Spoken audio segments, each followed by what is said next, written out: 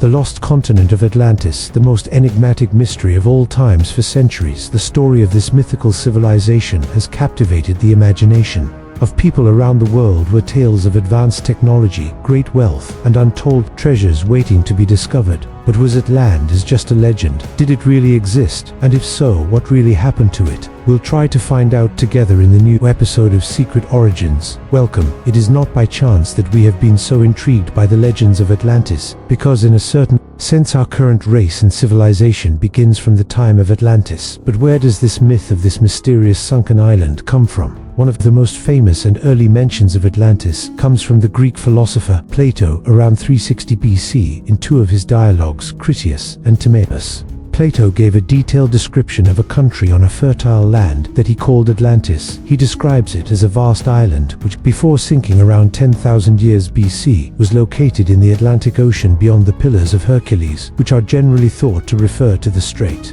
of Malta. His knowledge of Atlantis most likely came from Solon, an Athenian lawmaker and philosopher who around 600 BC, on a trip to Egypt, learned of a great civilization that has existed 9,000 years earlier. The subject of Atlantis fascinated Plato, and it is believed that in order to learn more, he consulted with students of Pythagoras and others who were familiar with the ancient mythological, historical, and geological knowledge. Undoubtedly, Plato received some of his knowledge from initiates who were members of secret brotherhoods guarding the ancient histories in the past. As you know, these mystery schools kept wisdom from the uninitiated, as it helped ensure the safety of knowledge during danger. For most of his life, Plato refrained from writing about Atlantis. Only as he neared the end of his life did he pass on his information about the sunken continent, in attempt to ensure that the lost civilization's history is preserved. For his account of Atlantis, Plato also had access to ancient records, such as those in the remarkable Library of Alexandria, which Edgar Cayce says was established by the Atlanteans in 10300 BC.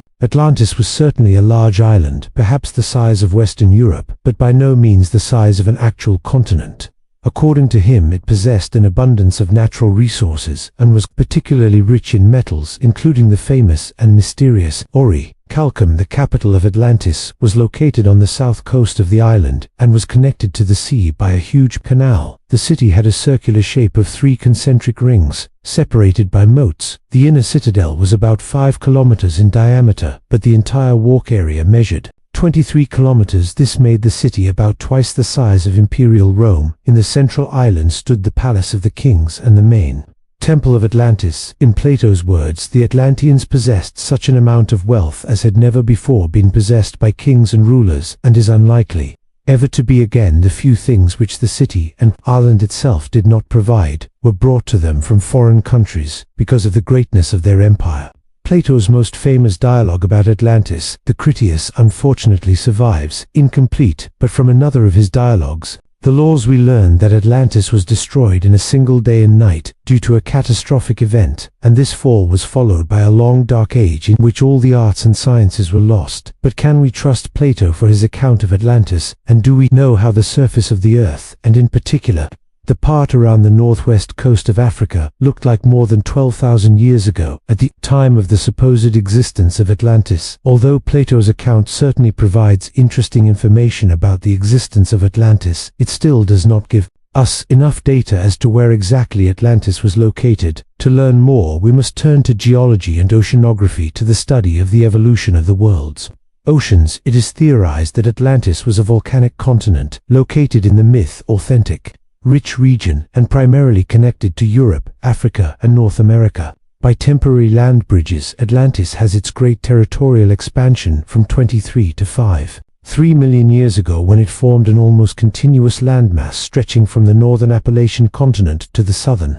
tip of Africa. Then, till its disappearance, Atlantis existed as 2 separate islands, a northern island, Ruda, or Poseidonus, and a southern island, Dacia. The northern island of Poseidonus still existed as a substantial landmass until the last ice age, when it sank as a result of tectonic movements and a general rise in global sea levels. It is believed that the Azores and Madeira are some of the last parts of the Atlantic continent still above water. If we remove the waters of the ocean to see the bottom, the mid-Atlantic ridge would appear as a continuous mountain range comparable in length to the Andes and Rockies of America combined, and in heights comparable to the Himalayas, today's Azores, Madeiras, Cape Verde, and the Canary Islands, represents only the highest peaks of this submerged chain. What was Atlantis really located there during the Middle Ages? Most ancient texts, including Plato's legend of Atlantis, sank into oblivion. It wasn't until the Renaissance, when people began to look back and rediscover ancient knowledge, that interest in this sunken island resurfaced. Over the past 500 years. Many different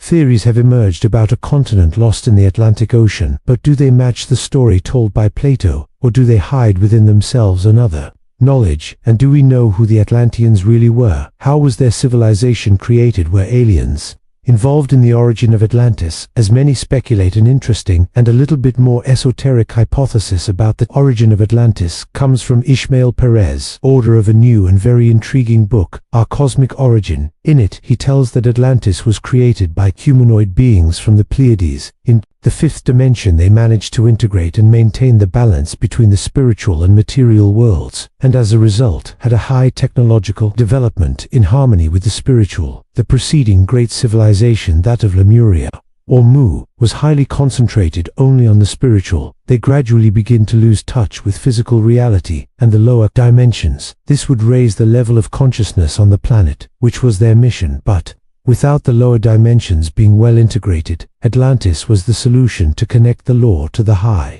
dimensions and integrate the two polarities. According to esoteric teachings and theosophy, humanity develops through 7 great evolutionary cycles called root races, which must gradually develop the collective consciousness of the planet. Each root race has physical and mental qualities completely different from those of the previous one, as well as a specific mission to follow. Atlantis was the 4th root race, and the 4th truly human and terrestrial race. Helena Blavatsky, a Russian mystic and occultist, says that the 4th root race arose about 8 million years BC, and she called it the race of the Red Man. But the beginning of the Atlantean civilization is shrouded in mystery. According to the esoteric tradition, the higher spiritual entities assumed human form and incarnated on Earth at the beginning of the Atlantean period. Therefore, they were divine men, dual beings, supreme spirits, who took human bodies. Roald, the great philosopher and esoterists, Rudolf Steiner, who also added that their true home is not on Earth. The first period of Atlantean civilization gave way to a second and a third Neo-Atlantean period, during which Atlantean civilization spread from its island homeland to other parts of the world. Each world age or period has been separated from the previous one by natural cataclysms, great Earth cataclysms, of which the final submersion of Atlantis in 9600 BC was the latest. Do we know what the Atlanteans looked like? Theosophical teaching describes the 4th race as giants. Although their bodies were reduced in height compared to those of the Lemurians, they were relatively taller than us, and this gave rise to numerous legends of Cyclops and Titans mentioned in many ancient traditions. According to Blavatsky, the Atlanteans were the race that reached the pinnacle of physical development. She says then came the Azanthians, the giant, whose physical beauty and strength reached their culmination in accordance with evolutionary law. In principle, the Atlanteans possessed a third eye developed during the Lemurian race, which had spiritual functions. In time, however, with the improvement of the human structure, the materiality, and the corruption of mankind, the third eye gradually disappeared. Edgar Cayce, the famous psychic and healer, also talks about life in Atlantis. Most of its information relates to the last 20,000 years of the civilization's existence, but it also gives details of the early stages of development. Cayce says that people appeared on Earth 5 places at the same time: the yellow race in the Gabi, the white in the Carpathians, the red in the Atlantic and American lands, the brown in the Andes, and the black in Africa. This happened more than 10,500,000 years ago. Based on them, we get the information that the 5 races were the sons of God, mentioned in the Bible. The daughters of men, with whom they made the mistake of mating, were actually the original strange forms left over from the early attempts at material projection. The result was a race of hybrids at the beginning of the Atlantean civilization. A difference arose regarding these hybrids. One group, the children of the law of one, wanted to keep the human race pure, but helped the hybrids regain their position as God's creatures. The other group, the sons of Belial, believed only in sensual gratification and treated hybrids as slaves. According to Casey, Atlantis disappeared in 3 separate cataclysms, around 50,000 BC, 280 BC, and 100 BC. The first of these because of the use of advanced technology for destructive purposes, and the second destruction was preceded by fighting between the 2 factions. Then the children of the Law of Unity emigrated to Peru, Yucatan, Nevada, Colorado, the Pyrenees, and Egypt. During the last third period of Atlantis is the time when Egypt reached a high level of civilization, and the pyramids and the Sphinx were built. But let's now look another story, one involving the Galactic Federation and alien beings fighting for control on Earth. This account about the creation of the Atlantean civilization is given by Matthias de Stefano, an indigo child who remembers his distant past life in the Atlantean colony of Camp Current, Egypt. Matthias recounts that Atlantis was built in 1600 BC by the Azir, a race of extraterrestrial giants also known as Anunnaki, between the Azores, Canaries, and Cape Green Islands. The Azores came to Earth seeking a place to live, and for digging precious metals they settled in the Middle East, where they conducted DNA experiments with Earth people to create the optimal life form for the planet. The offspring of the Azores and humans were Atlanteans chosen for the truth, and the only way for the Azir to survive on Earth and preserve their knowledge. Over time the Azir split into 2 groups, one using humans as slaves, and the other guiding and teaching them the benevolent part of the Azir. And the Arcturians took some of their descendants away to protect them and to let them develop independently without the direct interference of extraterrestrial advanced civilizations. From them 12 children were chosen to store information from each constellation, thus creating the 12 great families of Atlantis. The first islands settled were Kaifu, Cape Green Acres, Canary Islands, and Eunuch.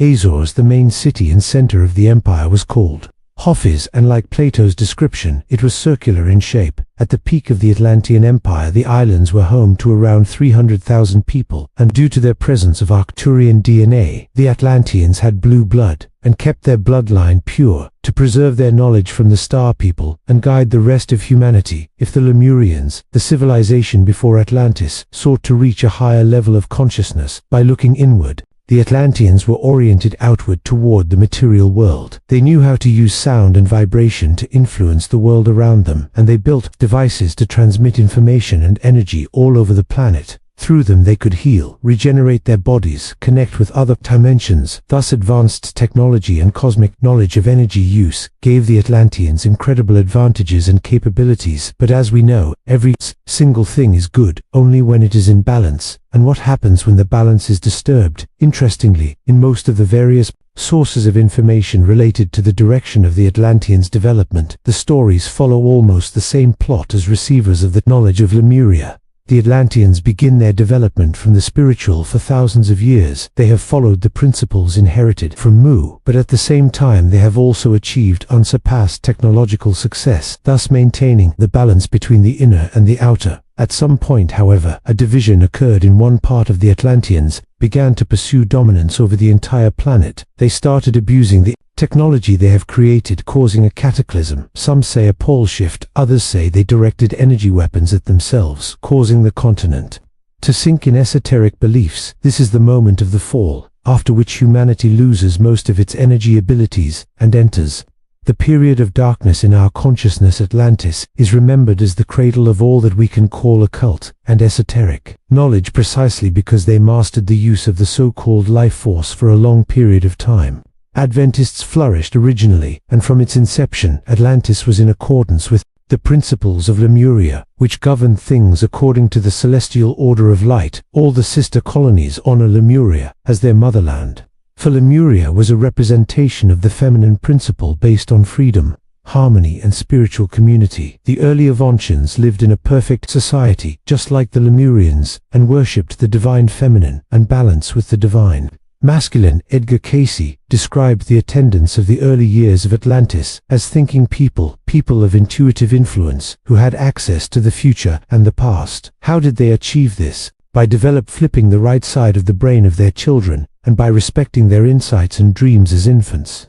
We are more open to our psychic senses, not only because we're still very close to the other side of life, but our speech is not fully developed, so we have to rely on our feeling senses to connect with the physical world. The Atlanteans easily taught their children how to use their psychic abilities, and generally just rely on their intuition as adults. Some of them developed tremendous discipline of mind, and devoted their lives to applying the knowledge they acquired. The lifestyle of the people of Atlantis also contributed to the preservation of their psychic abilities, as they were always in close contact with the natural environment. According to the Austrian occultist Rudolf Steiner, the Atlanteans were the first to discover how to convert the life force into a force that can be applied for technological purposes, by which any of the apparent miracles attributed to the Atlantean science were performed. Steiner describes this power as a power inherent in all living things, which manifests itself through the processes of germination and growth. The life force was known in ancient times as prana or mana. Occultists in the 19th and 20th century knew it as frill, meaning the universal principle of life, energy, life force, or life. Magnetism. Control of the life force of real gave the Atlanteans almost superhuman powers over the entire world of manifestation and other spiritual realities. With the real, the Atlanteans were able to control time, manipulate matter, reverse gravity, while also providing unlimited energy to power all manner of mechanical devices. They developed a technology that, while different from ours, is superior in many ways. The wild hour fields and lush green forests of these beautiful lands were not disfigured by strips of metal and concrete to facilitate fast travel by bullet trains and automobiles. Instead, people managed to live happily without polluting the environment and depleting their natural resources. Edgar Cayce's readings, meanwhile, describe the Atlanteans gaining power from the great crystal, from sound and from the splitting of the atom. He says that with the energy flowing from the crystal, the people of Atlantis enjoyed traveling through air, water, and under the sea, voice transmission over long distances, and the benefits of lasers. Will the time come when we will fly freely in space, just as the Atlanteans? And how exactly did they extract and direct this life energy? Using their highly developed skills, the Atlanteans were able to obtain energy from a wide variety of other sources, including the sun, the mind, the Earth's magnetic field, and sound. Edgar Cayce mentions the first important crystal in Atlantis as the Tuoe stone. The Atlanteans originally amplified the light that its 6 sides received from the sun to enhance meditation and contemplation, and to communicate with the spirit realm. After thousands of years, as humans became more materially oriented, the priests perfected the great crystal, which when properly controlled, magnified and directed the energy it gathered with the source of infinite power. The Atlanteans gained the ability to travel through the air, on and underwater, to construct the huge multi-faced stone. The Atlantean scientists placed a large piece of precision-cut quartz crystal on top of a building that served as a solar-type transducer. In this open space, the facets of the crystal focused energy from the sun's rays, just as parabolic mirrors do today. A movable dome over the top of the intricate quartz stone allowed skilled engineers to control the amount of light exposure from above. The Atlanteans lined the building with the crystal with a non-conductive material similar to asbestos. Cayce describes a central power plant on Earth that provided the energy from the great crystal, allowing the Atlanteans to overcome gravity. According to Cayce, powerful beams from the great crystal sent the energy to receptor crystals, which were charged. From there, the energy could be used to drive on electric or thermal engine in a vehicle or other mechanical device. This was one of the several papal examples of the Atlanteans' ability to transmit energy wirelessly. Cayce also mentions that the big crystal could have received energy from the stars, from various sources in space. We know the Bermuda Triangle stories. Many ships and low-flying planes have disappeared forever, without any explanation in the Bermuda Triangle. If the radios are working, pilots sometimes report that their engines lose power, that their compasses rotate counterclockwise, and that other navigational equipment behaves erratically or stops functioning suddenly. Passengers find that they, along with their ships or planes, are in thick fog. Could a powerful crystal from the time of Atlantis be causing these disturbances? What if there is a crystal hidden below the water that captures the sun's rays and transmit energy the moment another vehicle passes over it? So far we have explored the different stories and theories about the creation of Atlantis, its people, and some of the technologies they used. But what caused its destruction? Did this great civilization disappear as a result of a random natural cataclysm, or that they themselves caused their own extinction? We bow before you and thank you for watching another episode of Secret Origins. Keep your minds open, and until we meet again. Atlantis, mythical continent that has captured the imagination of people for centuries due to its advanced civilization and mysterious disappearance. Was the downfall of this advanced civilization triggered by an accidental natural catastrophe, or did they destroy themselves? We'll try to find out together in the new episode of Secret Origins. Welcome. Many believe that in order to more easily enter other dimensions, the Atlanteans tried to create a powerful interdimensional portal in the area of the Bermuda Triangle. This gives us another hypothesis about the communication problems and mysterious disappearances in this area. As we know, portals are doors to other dimensions. They allow us to pass through the wheel and feel what is happening in another time period. Perhaps a lack of understanding of the little force of this endeavor contributed to the downfall of the Atlanteans, just as the project was abandoned when our scientists were unable to control their experiments. The Atlanteans followed the principles of sacred geometry, and this could be seen mostly in their architecture. They preferred to build their homes in a round or octagonal shape because they believed that a round home was more harmonious for the spirit, and believed that the geometric shape would better channel the energy of the universe. According to the Theosophists, Scott Elliott, the temples of Atlantis were massive structures of gigantic proportions, somewhat resembling the great halls of the temples of Egypt, but built on a much larger scale. They were built in a pyramid shape, where the energy channeled from the universe was more readily available for added power. They placed a powerful quartz crystal near or on top of the structure. These were places of regeneration and recharging, for when one is in a meditative state in a pyramid, it is possible to pick up the heightened vibrations of the structure and restore their energy. To use the energy portals, the Atlanteans used a key that resembled the human body made of minerals. This key is known as the Ankh. When an initiate held the Ankh while chanting, the Ankh began to resonate with the energy in two directions, one positive and the other negative charge energy. These two energies created a neutral point between them that expanded and moved up and down, forming an ellipse shape. This resembled the way energy in the body flows through the chakras. According to Casey, when the Atlanteans began their spiritual ascension, they wore pale green robes. Advancing through the journey, they changed their garb to light blue and finally the white robes reserved for the highest orders. On special occasions, the unique dark blue dresses passed down from one generation of sages to the next. Healers that wore special headbands with a silver line were specializing in mental healing, and an orichalcum headband indicated skills in physical medicine or surgery. Orichalcum was the fabled metal of Atlantis, but its composition is a mystery in ancient Greek. The word simply means golden metal.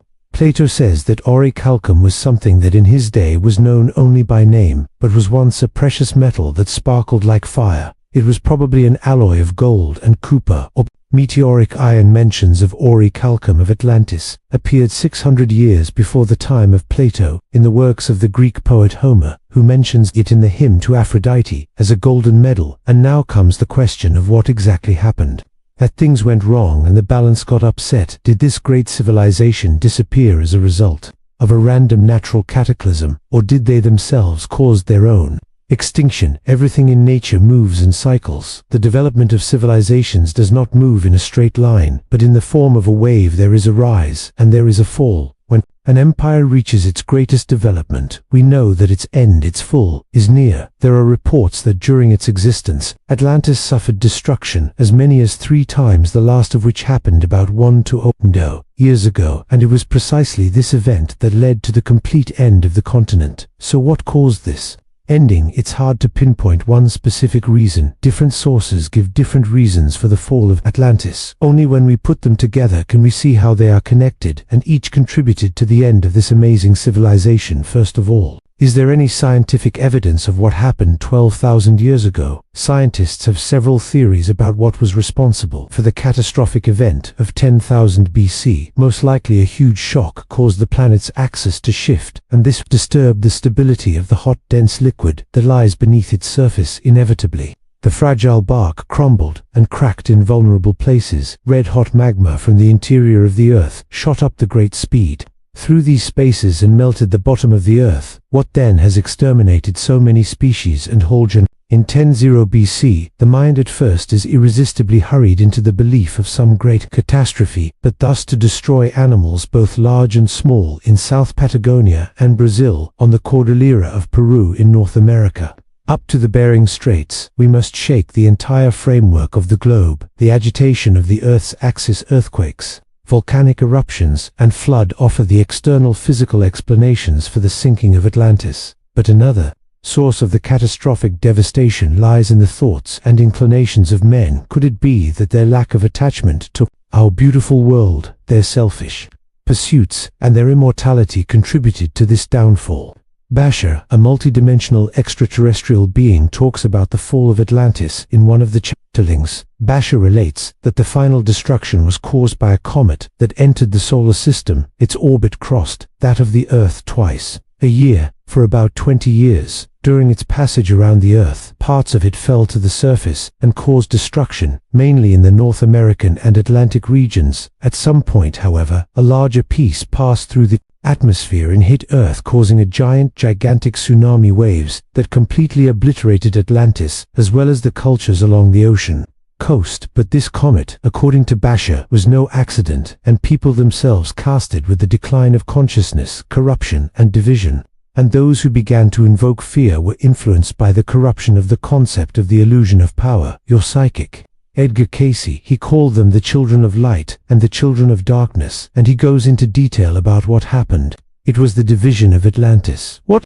led to the corruption of a portion of Atlanteans, and how did this division occur? If we have to summarize the chronological order, it will probably be something like this. Somewhere around the time of the fourth Atlantean subrace, they gradually turned to the technological aspect. They want to control the whole Earth and time with technology through the portals. This makes them vulnerable to dark alien influences, the draconian Martians, who take advantage and begin to manipulate them. A division happens. Children of light versus children of darkness. Belial, the Dark Ones, wage wars with other civilizations. The light ones realize that the end of Atlantis is near and begin to gradually move towards the colonies and prepare the lands for settlement. A cataclysm occurs. Atlantis sinks. Thought and the other higher beings carried the Atlantean culture to other parts of the planet. At its very beginning, Atlantis was created as a place to unite all into one. Although it began as a spiritually orientated community, it gradually shifted to a scientific and technocratic empire. Between 15,000 and 12-0 BC, during the last subrace, the Atlanteans ruled the entire Earth and the portals to it. It is believed that most of the pyramids around the world date from this period, through which the Atlanteans downloaded information from above and communicated with each other, as well as with extraterrestrial races. How did the alien races influence the development of the Atlanteans? One of the great threats to Atlantis came from above. The alien races of the Galactic Council viewed the humans of Earth differently. Some believed that humans would be a unifying force for most alien civilizations, but others saw us simply as a means of experimentation. Over time, more and more beings from different star systems tried to explore Earth, and one of the groups wanted to capture the technology for controlling the portals. In the end, the balance titled towards technological development, interest, and scientific achievement gradually displays the compassionate relationships, sharing of resources, and the harmony with nature that characterized life in both Lemuria and Atlantis. For tens of thousands of years, gradually a class society began to develop in which the knowledgeable were extremely powerful, not always to the benefit of humanity. According to Cayce's interpretations, for most of their long history, the Atlanteans practiced the law of oneness. They were compassionate in their dealings with others and lovingly care for the Earth with respect and consideration. Gradually, as the emphasis on technology grew and focused on scientific achievements, they lost respect for nature and tried to take control over it. Natural resources have become something to be used for one's own benefit. In the Emerald Tablets, Thought explains, in ancient Atlantis there was light, yes, darkness too. It was hidden in everything. Some of those who had risen high among men fell from the light into darkness. They were proud of their knowledge, proud of their place among people. They dug deep into the forbidden, opened the door that let down. They wanted to gain more knowledge, but they wanted to bring it up from below. He who descends must have balance, or else he is limited by the lack of our light. They opened through their knowledge past,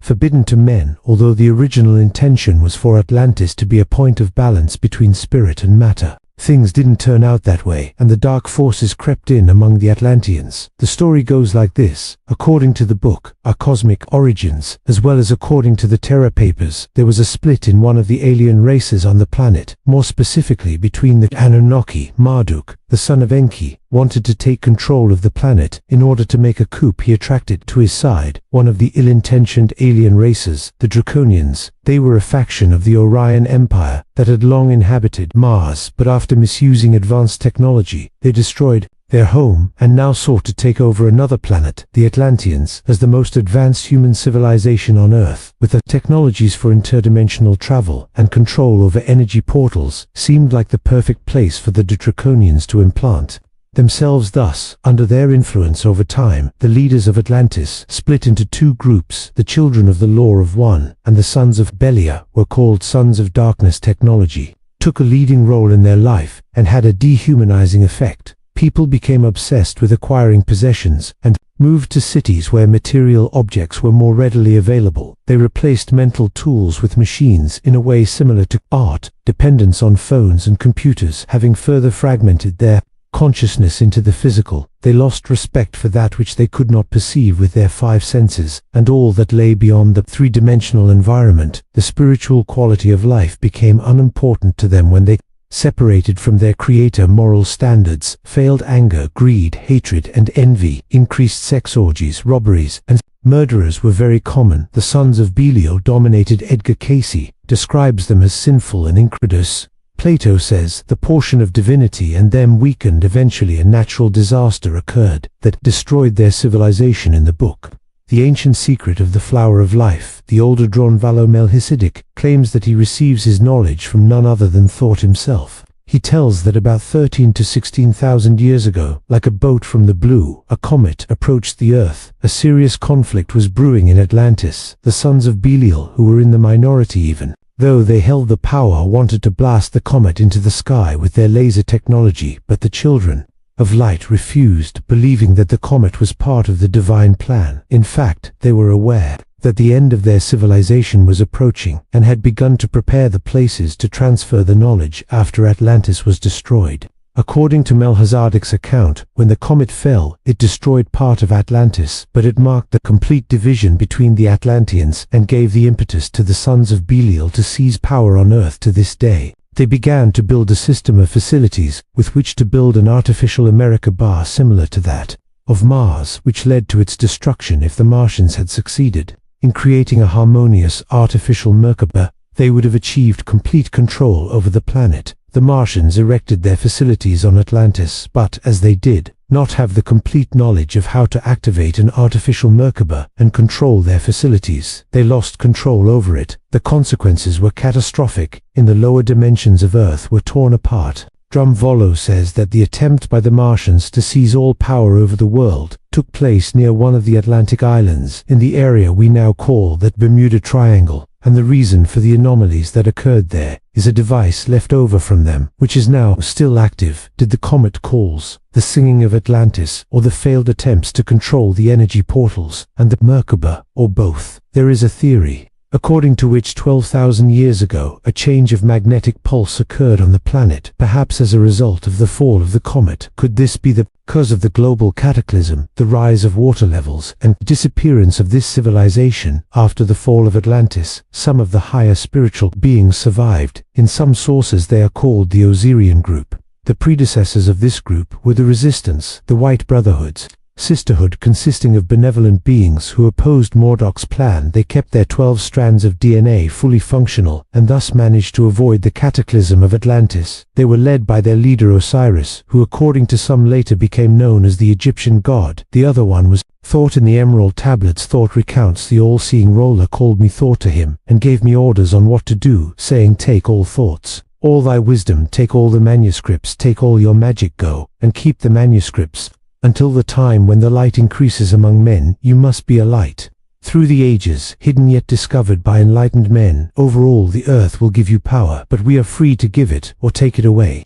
Gather now the sons of Atlantean, take them, and escape to the people of the rock caves. Fly to the land of the children of Chem. Then I gathered the sons of Atlantean. I loaded all my sunken Atlantis manuscripts onto a spaceship. I gathered all my powers, my many tools of mighty magic. Then we soared up on the wings of the morning. We rolled high above the temple, leaving 3 of us and the dweller behind. Deep in the halls beneath the temple, down beneath the waves, sang the great temple, closing the way to the lords of the recycles, but always to him who has knowledge. The way to Amenti will be open then. We fled swiftly on the wings of the morning, fled to the land of the children of Camp. There by my power I defeated them, and ruled. I raced to the light. The children of Chem, after the flood, destroyed everything.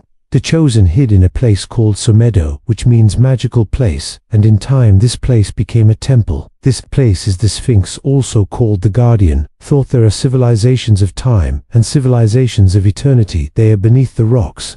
I have buried my spaceship, awaiting the time when man can be free upon it. I erected a sign in the form of a lion, and yet human-like there, under the image still rests, my spaceship ready to be retrieved if needed. No old man that far in the future. Invaders will come from deep space. Then awake, you who have wisdom, take out my ship and win easily. Deep beneath the image lies my secret. Search and find in the pyramid I built. Each is a key to the other, each is a gate that leads into life. Follow the key I leave behind, seek, and the door to life will be yours. I'm looking for you in my pyramid, deep in the passage that ends in the wall. Use the key of the weak, and the way down will open before you. I gave you my wisdom. I gave you my way. Follow the path, reveal my secrets. Can we draw a parallel between the singing of Atlantis and our modern civilization? The similarities between the last day of Atlantis and the development of our civilization are obvious and disturbing. In addition to the lack of respect for the gifts of the earth, the crime and immortality that characterize the last days of Atlantis are still widespread today. Achieving personal wealth and power is of great importance to most of the people who live in technologically advanced nations. Scientific materialism has once again taken over, resulting in many people believing that they do not need a relationship with their creator or a strict moral code. Will we be able to control the artificial intelligence that scientists are improving every day? And shall we not destroy ourselves by our deadly weapons? The future is not rigidly fixed, and we are in control of our own choices. It is up to us to avoid the terrible fate of Atlanteans. The situation in the world will not change immediately, but from observing the mistakes of the past we have knowledge to create a society free from greed, oppression, hatred, and violence, and where technology and wisdom are in divine balance. We bow before you and thank you for watching another episode of Mythology and Mystery. Keep your minds open, and until we meet again,